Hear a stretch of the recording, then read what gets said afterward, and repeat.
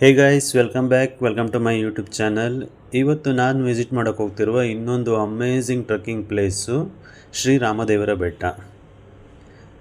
ರಾಮದೇವರ ಬೆಟ್ಟ ಲೊಕೇಟ್ ಆಗಿರೋದು ಬೆಂಗಳೂರಿಂದ ಆಲ್ಮೋಸ್ಟ್ ಒಂದು 60 ಕಿಲೋಮೀಟರ್ ಡಿಸ್ಟೆನ್ಸಲ್ಲಿ ಇರುವಂತಹ ರಾಮನಗರದಲ್ಲಿ. ಇದೊಂದು ಅತ್ಯಂತ ಸುಂದರವಾದಂತಹ ಬೆಟ್ಟ.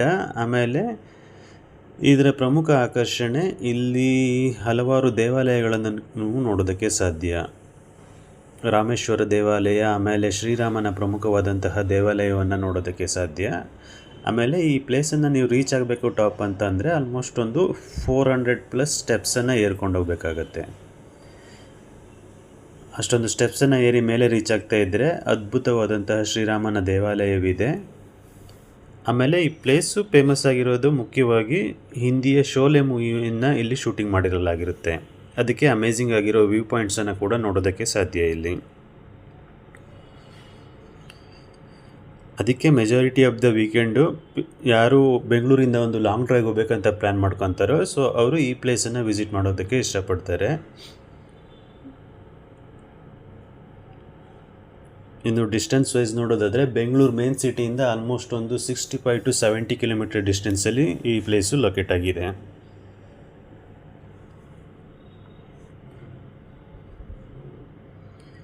ಇನ್ನು ಇದರ ವಿಶೇಷತೆ ಏನಪ್ಪ ಅಂತಂದರೆ, ಇದು ಇಡೀ ಏಷ್ಯಾದಲ್ಲೇ ಪ್ರಥಮವಾಗಿ ನಿರ್ಮಾಣವಾದಂತಹ ರಣಹದ್ದು ಸಂರಕ್ಷಣಾ ಕೇಂದ್ರ.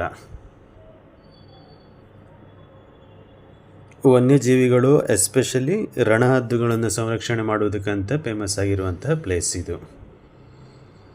ಇದು ದೊಡ್ಡದಾದ ಬೆಟ್ಟದ ಮೇಲೆ ಲೊಕೇಟ್ ಆಗಿರುವಂತಹ ಒಂದು ಸುಂದರವಾದಂತಹ ದೇವಾಲಯ.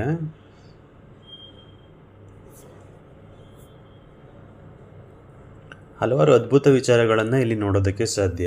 ಒಂದು, ಬೆಟ್ಟದ ಟಾಪನ್ನು ನೀವು ರೀಚ್ ಆಗ್ತೀರಾ ಅಂತ ಅಂದರೆ ಆಲ್ಮೋಸ್ಟ್ ಒಂದು 400+ ಸ್ಟೆಪ್ಸನ್ನು ಏರ್ಕೊಂಡು ಹೋಗ್ಬೇಕಾಗತ್ತೆ.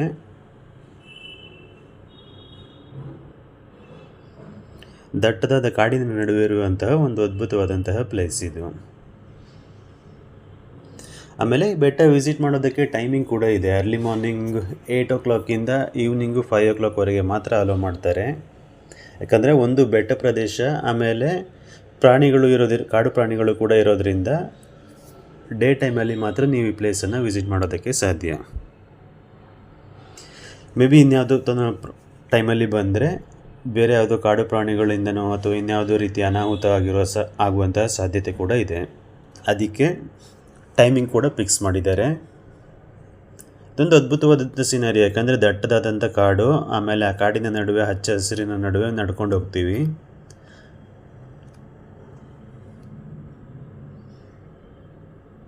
ಇದು ಒಂದು ಪವಿತ್ರವಾದ ಧಾರ್ಮಿಕ ಸ್ಥಳ ಕೂಡ. ಯಾರು ನಿಯರ್ ಬೈ ಇರ್ತಾರೋ ಎಲ್ಲರೂ ಬಂದುಬಿಟ್ಟು ಇಲ್ಲಿ ವಿಸಿಟ್ ಮಾಡ್ತಾರೆ. ಇನ್ನೂ ಹೋಗುವ ದಾರಿಯಲ್ಲಿ ಈ ಥರ ಸುಂದರವಾದಂಥ ಪೇಂಟಿಂಗ್ ಎಲ್ಲ ಮಾಡಿದ್ದಾರೆ ಸ್ಟೆಪ್ಸ್ಗೆ.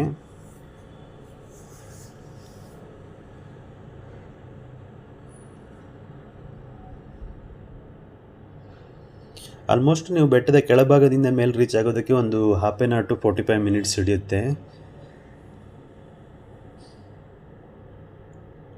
ಇನ್ನು ಅಲ್ಲಲ್ಲಿ ಕಲ್ಲಿನ ಮೇಲೆ ಸುಂದರವಾದಂತಹ ದೇವರ ಚಿತ್ರಣವನ್ನು ಕೂಡ ಮಾಡಿದ್ದಾರೆ.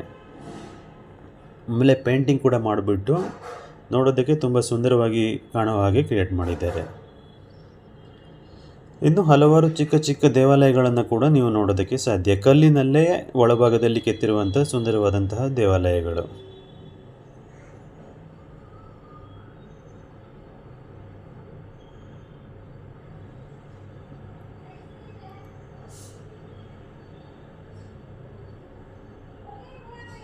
ಇಲ್ಲಿ ಮೇನ್ಲಿ ಪ್ರವಾಸಿಗರು ವಿಸಿಟ್ ಮಾಡೋದಕ್ಕೆ ರೀಸನ್ ಏನಪ್ಪ ಅಂತಂದರೆ, ಒಂದು ಸುಂದರವಾದಂತಹ ದೇವಾಲಯಗಳನ್ನು ವೀಕ್ಷಣೆ ಮಾಡೋದು, ಇನ್ನೊಂದು ಟ್ರಕ್ಕಿಂಗು, ಆಮೇಲೆ ಅಮೇಝಿಂಗ್ ಆಗಿರುವಂತಹ view point. Hindi iconic movie ಆದಂತಹ ಶೋಲೆ ಮೂವಿಯನ್ನು ಇಲ್ಲಿ ಶೂಟಿಂಗ್ ಮಾಡ್ತಾರೆ.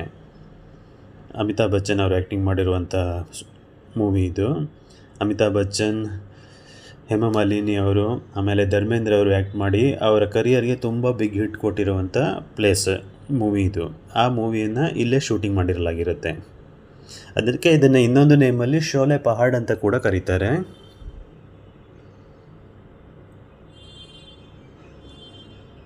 ಹೀಗೆ ಅದ್ಭುತವಾದಂಥ ಸಿನಾರಿಯೋಗಳನ್ನೆಲ್ಲ ನೋಡಿಕೊಂಡು ಸ್ಟೆಪ್ಸನ್ನು ಏರ್ಬಿಟ್ಟು ನೀವು ಆಲ್ಮೋಸ್ಟು ಹಾಫ್ ಆಫ್ ದಿ ಹಿಲ್ಸನ್ನು ರೀಚ್ ಆಗ್ತೀರಾ. ಅಲ್ಲಿ ಟೆಂಪಲ್ಸ್ಗಳನ್ನು ನೀವು ನೋಡೋದಕ್ಕೆ ಸಾಧ್ಯ. ಈ ಬೆಟ್ಟವನ್ನು 2 ಭಾಗವಾಗಿ ವಿಭಜನೆ ಮಾಡ್ತಾರೆ. ಒಂದು 50% ರೀಚ್ ಆದರೆ ಅಲ್ಲಿ ಟೆಂಪಲ್ಲು ವ್ಯೂ ಪಾಯಿಂಟ್ಸ್ ಇರುತ್ತೆ. ಇನ್ನು ಹಿಲ್ ಟಾಪ್ಗೆ ಹೋಗ್ಬೇಕಂತಂದರೆ ಮತ್ತೆ ಒಂದಿಷ್ಟು ಸ್ಟೆಪ್ಸನ್ನು ನೀವು ಕ್ಲೈಂಬ್ ಮಾಡಬೇಕಾಗತ್ತೆ.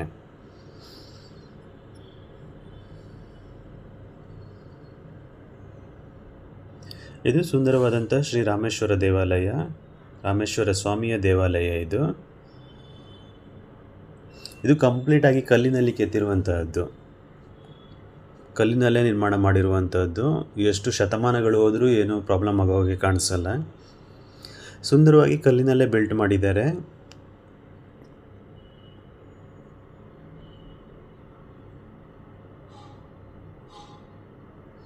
ಇನ್ನು ಸ್ವಲ್ಪ ಹಿಂಭಾಗದಲ್ಲಿ ಹೋದರೆ ಅಲ್ಲೊಂದು ಸುಂದರವಾದಂಥ ವ್ಯೂ ಪಾಯಿಂಟನ್ನು ಕೂಡ ಕ್ರಿಯೇಟ್ ಮಾಡಿದ್ದಾರೆ. ಚಿಕ್ಕ ಗೋಪುರಾಕಾರದಲ್ಲಿರುವ ಇದು ವ್ಯೂ ಪಾಯಿಂಟು. ಅಲ್ಲಿ ನಿಂತು ನೋಡಿದ್ರೆ ಮೇಲ್ಭಾಗದ ಬೆಟ್ಟ, ಆಮೇಲೆ ಕೆಳಭಾಗದಲ್ಲಿ ಹತ್ಕೊಂಡು ಬಂದಿರುವಂಥ ಪ್ಲೇಸು ಎಲ್ಲ ಸುಂದರವಾಗಿ ಕಾಣಿಸುತ್ತೆ.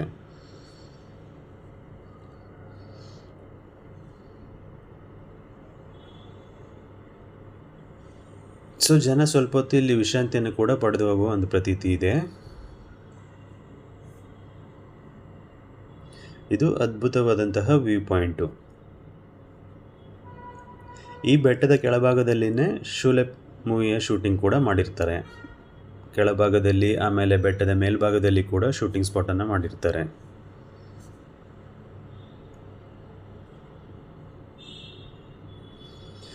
ದೊಡ್ಡದಾದಂತಹ ಕಡಿದಾದ ಕಲ್ಲಿನ ಬೆಟ್ಟಗಳು.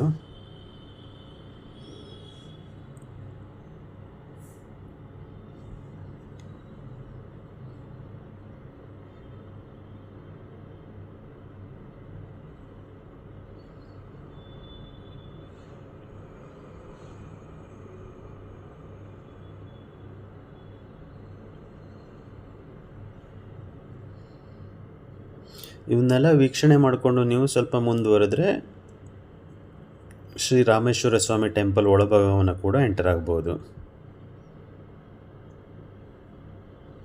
ಇದು ಮೊದಲೇ ಹೇಳಿರುವ ಹಾಗೆ ಕಂಪ್ಲೀಟಾಗಿ ಕಲ್ಲಿನಲ್ಲಿ ಬಿಲ್ಟ್ ಮಾಡಿರುವಂಥದ್ದು, ಯಾವುದೇ ರೀತಿಯಾದಂತಹ ಸಿಮೆಂಟ್ ಇಟ್ಟಿಗೆನ ಯೂಸ್ ಮಾಡದೇ ಇರುವಂಥದ್ದು.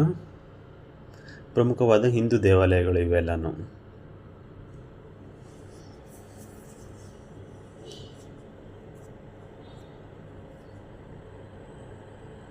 ನೀವು ಒಳಭಾಗದಲ್ಲಿ ದೇವರನ್ನು ಪೂಜೆ ಮಾಡ್ಬೋದು. ಆಮೇಲೆ ಯಾವುದೇ ರೀತಿಯಾದಂಥ ಪ್ರೊಹಿಬಿಷನ್ ಇಲ್ಲ. ಸೊ ನೀವು ಫೋಟೋಸೋ ಇಲ್ಲ ವೀಡಿಯೋಸೋ ಮಾಡ್ಬೋದು ಇಲ್ಲಿ ಒಳಗಡೆ.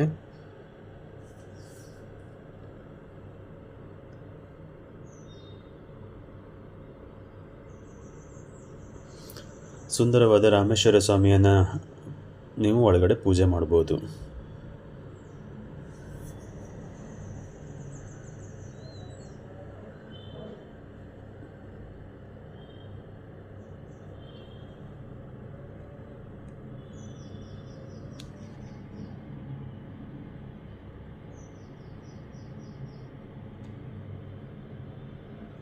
ಆಗಲೇ ಹೇಳಿರುವ ಹಾಗೆ ಟೆಂಪಲ್ಗಳಿಗೆಲ್ಲ ಟೈಮಿಂಗ್ಸ್ ಇದೆ. ಸೊ ಡೇ ಟೈಮಲ್ಲಿ especially 8 to 5 o'clock in between ಮಾತ್ರ ನೀವು ನೋಡೋದಕ್ಕೆ ಸಾಧ್ಯ. ಇದನ್ನು ದಾಟ್ಕೊಂಡು ಮುಂದೆ ಬಂದರೆ ಇದು ಪ್ರಮುಖವಾದಂತಹ ಶ್ರೀರಾಮನ ದೇವಾಲಯ. ಇದು ತುಂಬ ದೊಡ್ಡದಾಗಿದೆ ಶ್ರೀರಾಮನ ದೇವಾಲಯ. ಆಮೇಲೆ ತುಂಬ ಸುಂದರವಾಗಿ ಅಚ್ಚುಕಟ್ಟಾಗಿ ಮೇಂಟೈನ್ ಕೂಡ ಮಾಡಿದ್ದಾರೆ. ಚೆನ್ನಾಗಿ ಪೇಂಟಿಂಗ್ ಮಾಡಿಬಿಟ್ಟು, ಆಮೇಲೆ ಎಲ್ಲ ಕಡೆಯಿಂದನೂ ಕ್ಲೀನಾಗಿ ಮೇಂಟೆನೆನ್ಸ್ ಕೂಡ ಇದೆ.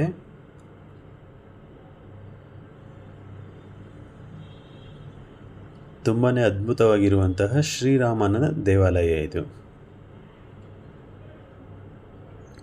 ಇನ್ನು ನೀವು ಪ್ರದಕ್ಷಿಣೆ ಹಾಕೋಕ್ಕಂತ ಪ್ರಾಪರ್ ಆದ ಪ್ಲೇಸ್ ಕೂಡ ಇದೆ ಇಲ್ಲಿ. ಮರ್ಯಾದಾ ಪುರುಷ ಶ್ರೀರಾಮನ ಸುಂದರವಾದಂತಹ ದೇವಾಲಯ ಇದು.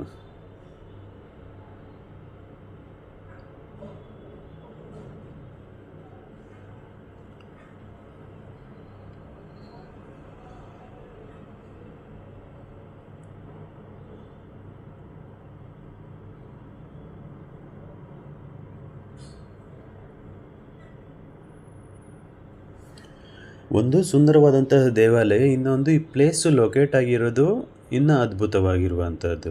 ಯಾಕಂದರೆ ದೊಡ್ಡದಾದಂಥ ಬೆಟ್ಟಗಳ ನಡುವಲ್ಲಿ ಇದನ್ನು ನಿರ್ಮಾಣ ಮಾಡಿದ್ದಾರೆ. ಅದಕ್ಕೆ ತುಂಬ ಜನ ಬಂದವರು ಇಲ್ಲಿ ಪೂಜೆಯನ್ನು ಮಾಡಿಸ್ಬಿಟ್ಟು ಹಲವಾರು ಹರಕೆಗಳನ್ನು ಹೊತ್ಬಿಟ್ಟು ಹೋಗ್ತಾರೆ. ಯಾಕಂದರೆ ಇದೊಂದು ಪ್ರಮುಖವಾದಂತಹ ಹಿಂದೂ ಧಾರ್ಮಿಕ ದೇವಾಲಯ ಇದು.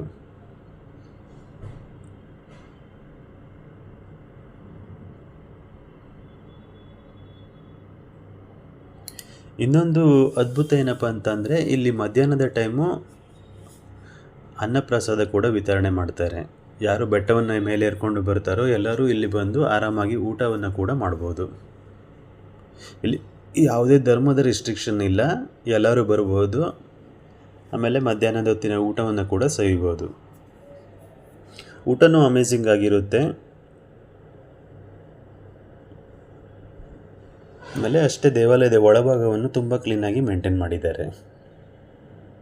ಶ್ರೀರಾಮನ ದೇವಾಲಯದ ಜೊತೆಗೆ ತುಂಬ ಚಿಕ್ಕದಾದಂಥ ಹಲವಾರು ಮೂರ್ತಿ ವಿಗ್ರಹಗಳನ್ನು ಕೂಡ ನೀವು ನೋಡೋದಕ್ಕೆ ಸಾಧ್ಯ.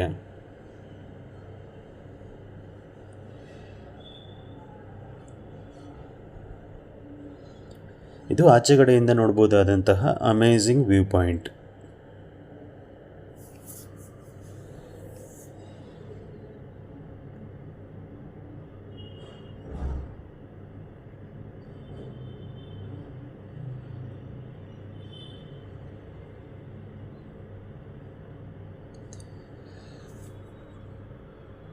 ಇನ್ನು ರಾಮದೇವರ ಬೆಟ್ಟದ ಹಾಫ್ ಆಫ್ ದಿ ಪೋರ್ಷನನ್ನು ಮಾತ್ರ ನಾವು ಕಂಪ್ಲೀಟ್ ಮಾಡಿದ್ದೀವಿ.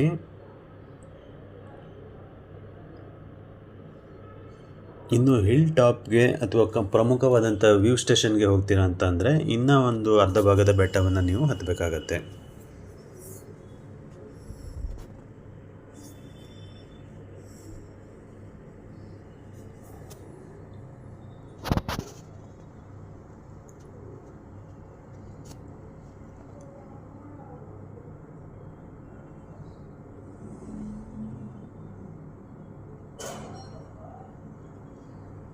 ಇದು ಸಂಪೂರ್ಣವಾದಂತಹ ಶ್ರೀರಾಮನ ದೇವಾಲಯದ ಒಳಗಡೆಯ ವೀಕ್ಷಣೆ.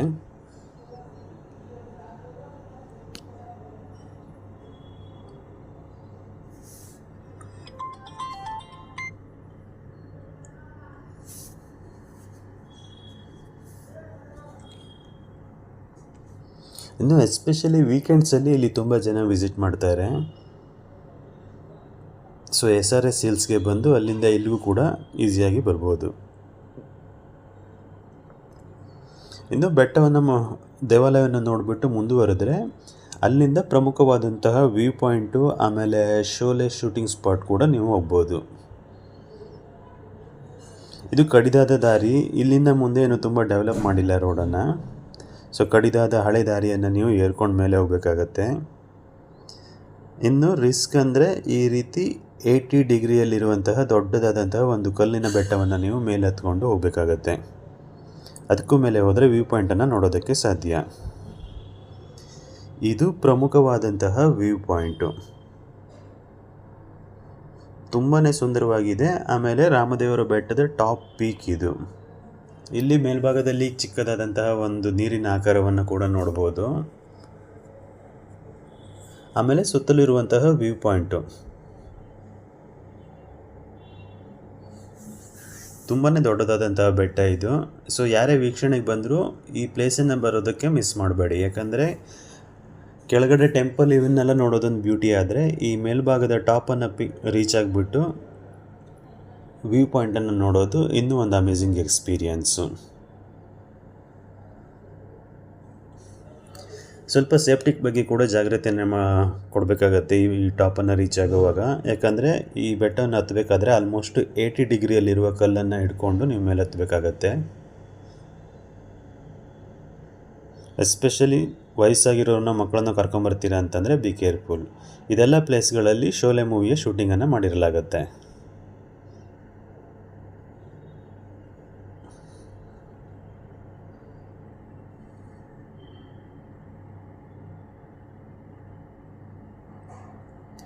ಇದು ಬೆಂಗಳೂರು ಮೈಸೂರು ಹೈವೇ ನಡುವೆ ಇರುವುದರಿಂದ ಸೊ ನೀವು ಒನ್ ಡೇ ಟ್ರಿಪ್ಗೆ ಅಂತ ಪ್ಲ್ಯಾನ್ ಮಾಡ್ಕೊಂಡು ಬರೋದಾದರೆ ರಾಮದೇವರ ಬೆಟ್ಟ ಒಂದು ಅಮೇಝಿಂಗ್ ಸ್ಪಾಟು.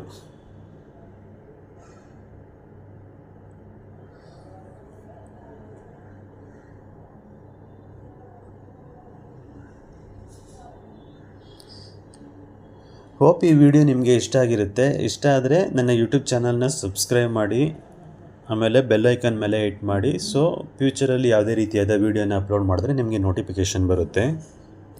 ಅದೇ ರೀತಿ ನಿಮ್ಮ ಫ್ರೆಂಡ್ಸು ಅಥವಾ ನಿಮ್ಮ ಸರ್ಕಲಲ್ಲಿ ಯಾರು ಈ ಪ್ಲೇಸನ್ನು ವಿಸಿಟ್ ಮಾಡಬೇಕಂತ ಇಷ್ಟಪಡ್ತಾರೋ ಸೊ ಅವರಿಗೆ ಈ ವಿಡಿಯೋನ ಶೇರ್ ಮಾಡಿ. So hope majority of the ಡೀಟೇಲ್ಸ್ನ ಕವರ್ ಮಾಡಿದ್ದೀನಿ.